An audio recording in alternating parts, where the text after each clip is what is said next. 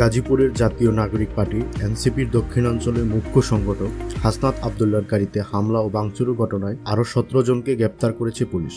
আটকদের গাজীপুর আদালতে হাজির করা হলে আদালত তাদের কারাগারে পাঠানোর নির্দেশ দেন।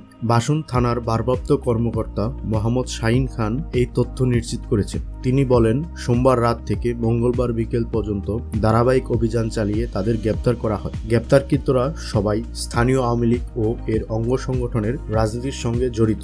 উল্লেখ্য, গত রবিবার সন্ধ্যা 6:30টার দিকে গাজীপুর মহানগরীর চান্দনা চৌরাস্তার কাছে জাতীয় নাগরিক পার্টির এনসিপির দক্ষিণাঞ্চলের মুখ্য সংগঠক হাসনাত আবদুল্লাহর গাড়িতে হামলার ঘটনা ঘটে। মোটরসাইকেলে দুর্বৃত্ত এসে হাসনাত আবদুল্লাহর গাড়িতে হামলা চালায়। হামলায় গাড়ির গ্লাস ভেঙে গেলে হাসনাত আবদুল্লাহর কনুয়ে কয়েক জায়গায় কেটে যায়।